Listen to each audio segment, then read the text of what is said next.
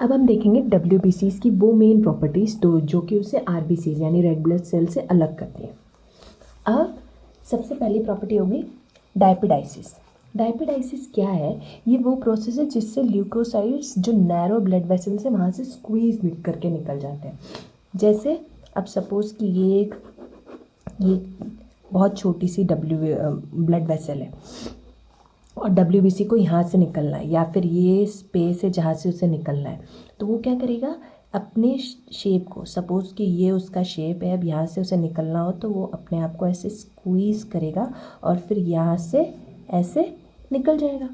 तो ये प्रोसीजर जो हुआ स्पेसेस से स्क्वीज़ करके निकल जाने का, ये प्रॉपर्टी होती है डायपिडाइसिस। इसको डायपिडाइसिस कहते हैं, डायपिडाइसिस। फिर नेक्स्ट हो गया अमीबॉइड मूवमेंट। अमीबॉइड मूवमेंट ये कौन कौन दिखाता है? ये न्यूट्रोफिल्स, मोनोसाइट्स और लिम्फोसाइट्स, ये अमीबॉइड मूवमेंट दिखाते हैं। और ये अब अमीबा कैसा था? अमीबा ऐसे ऐसे ऐसे ऐसे ऐसे वो अपने शेप को अपनी कन्वीनियंस के हिसाब से चेंज कर सकता था।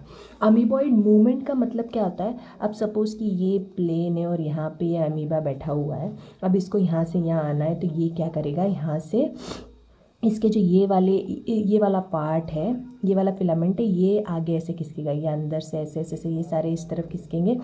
फिर ये यहाँ से खिसक के ये वाला पोर्शन पहले यहाँ आ जाएगा, फिर यहाँ तक आ गया। अब ये जो इसका ये वाला पोर्शन था ये भी यहाँ शिफ्ट हो जाएगा, यानी ये ऐसे यहाँ पे शिफ्ट हो गया और फिर पीछे वाला पोर्शन ऐसे खिसक के यहाँ तक आ जाएगा। यानी ये ऐसे इसको आगे शिफ्ट करके इसको उसने यहाँ पर शिफ्ट किया, फिर ये ऐसे ही आगे शिफ्ट हो गया, फिर ये बाकी पोर्शन भी ऐसे आगे आ गया। तो ये अमीबा की तरह ऐसे ऐसे ऐसे करके आगे बढ़ते हैं, तो उसलिए उस मूवमेंट को क्या बोलते हैं? Amoeboid movement. तीसरी प्रॉपर्टी हो गई इनकी कीमोटैक्सिस। अब कीमोटैक्सिस का मतलब क्या हो गया कि सपोज़ कि ये ब्लड वेसल है और अब यहाँ पर किसी माइक्रो ऑर्गेनिज्म ने अटैक कर दिया है।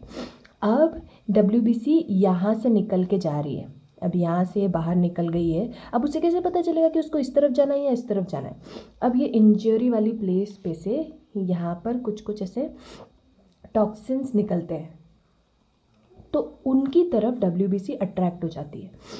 तो उस चीज़ को, यानी the attraction of WBC towards the injured tissue by the chemical substances released at the site of injury, जो इंजरी वाली साइट पे से जो केमिकल सब्सटेंसेस रिलीज होते हैं उसकी तरफ WBC अट्रैक्ट हो जाती है। इस हिसाब से उसे पता होता है कि उसे जाना कहाँ है, तो उस प्रॉपर्टी को कहते हैं कीमोटैक्सिस। और लास्ट सबसे मेन प्रॉपर्टी ये हो गई फेगोसाइटोसिस, जो कि न्यूट्रोफिल्स और मोनोसाइट्स दिखाते हैं। ये क्या करते हैं? ये फॉरेन बॉडीज़, जितने भी फॉरेन पार्टिकल्स अगर हमारी बॉडी के अंदर घुस रहे हैं और हमें नुकसान पहुंचाने वाले होते हैं तो उन्हें ये लोग एनगल्फ कर लेते हैं, खा लेते हैं। तो उस प्रोसीजर को कहते हैं फेगोसाइटोसिस। Thanks for watching.